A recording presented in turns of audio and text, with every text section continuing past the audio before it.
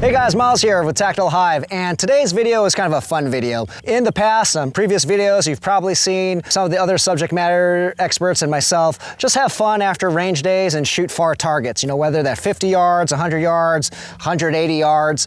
And so I thought I'd share a few tips on how to actually engage targets that are further. Now, this is not necessarily practical in the sense that you had an assailant, you know, an enemy 100 yards away, and you took that shot and you shot them. Well, you probably have a lot of explaining to do to the authorities because you could have run away or gotten away, right? But this is more for fun. So what are some tips that you can use and implement to take more accurate shots at distance? And for this particular video, I'm going to use from where I'm at, exactly where I'm at. I have a steel silhouette at 100 yards, okay? So it's up there on the mountain. I'm going to just share a few tips. Now, in our classes, we have a progression to start nailing 25-yard shots consistently, and there are certain layers to that progression. But for this particular video, again, just a fun video to share a few tips. All right, so the first tip has to do with stance. If you've ever watched some of the other videos where we talk about stance, in some of those videos we've talked about how there's a time and place to stand up straight,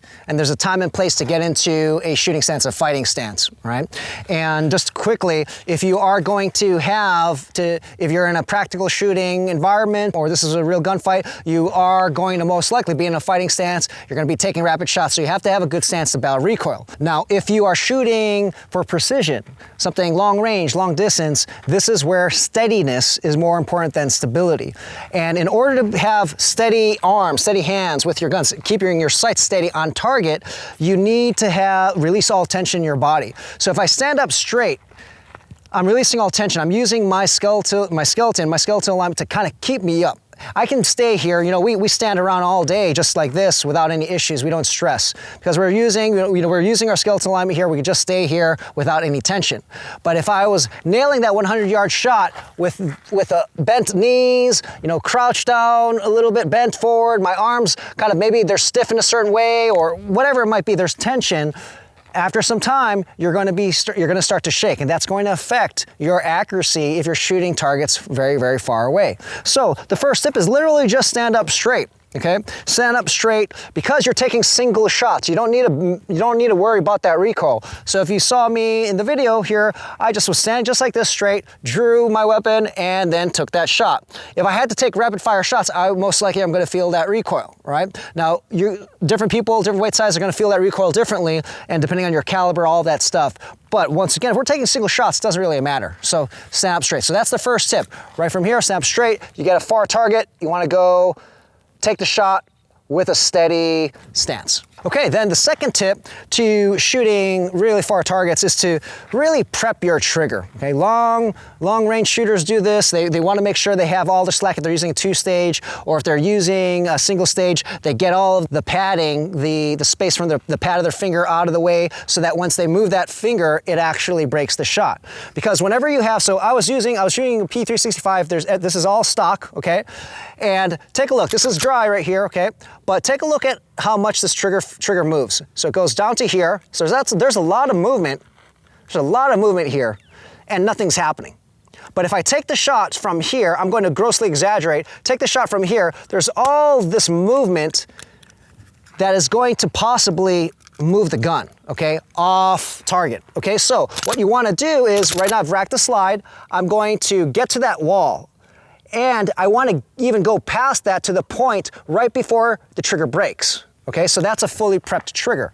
The idea here is that when I'm ready to take that shot, when I squeeze that trigger, pull or press, whatever you want to call it, it immediately breaks the shot. So there's no gap in between. Okay, so that's very important. So prepping the trigger is the next thing. So combine that with a good stance. I'm going to be here straight up. I'm going to get the slack out of my trigger. And then I'm going to get to the point right before it breaks. When I'm ready to take the shot, make sure my sights are aligned and break the shot. I'm going to actually point the muzzle down to you just so you can quickly see something here, okay? So, gun is empty, but right now it's facing you, okay? And I'm going to take this shot, a dry fire shot, all the way without taking the slack. And you might see my sights the tip of my gun move. I will exaggerate a little bit, but see how that movement happens because there's so much room to travel, and there's so much room for error that I can induce that little movement with the pistol. So again, try to get to that point right before it breaks, and that's when you're gonna take the shot. The third tip is just about where to place your sights on the actual target, when it's further out. Some of you may know this, some of you may not. For those of you who are experienced, you already know this. There's nothing special about this. There could be variations between iron sights and red dot sights. If you're using a red dot, it's much easier to hit further targets. And with irons, you have to have a really good hold. You have to know exactly where to put the sights on your target. So with both a red dot and iron sights, just in general, the further your target is, you most likely are going to have a higher hold, okay? And so when you are engaging further targets, don't just, let's say the target is a steel silhouette and you put the top of your front sight right here, or maybe your red dot's right center mass and you're not hitting it.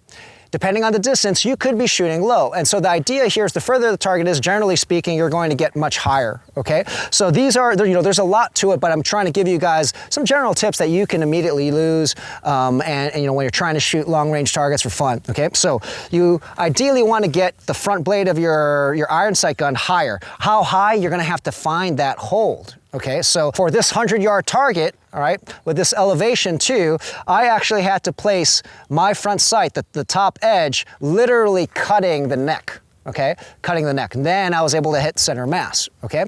With a red dot, it might be that somebody has to put the red dot here by the neck area to hit center mass, okay? So the idea here is you need to experiment with that. For those of you who've been shooting, again, shooting long enough, you understand these holds. For those of you who are not aware of that, yes, if you put your red dot or front sight center mass on someone at 10 yards, it doesn't mean you do the same thing with a target at 100 yards, okay?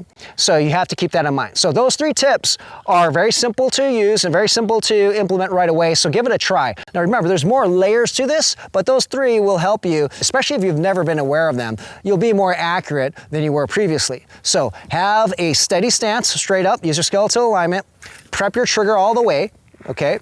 Before the shot breaks, get to that point, then break the shot. And the third is make sure you have the proper hold on your target, whether it's a red dot or iron sights. Make sure you adjust for the distance and the elevation. Hope you guys like those tips. They absolutely do work. Again, there's layers to it, but again, those 3 things can help. If you want to see more tips like this, make sure to like, subscribe, and comment, and we'll see you in the next video.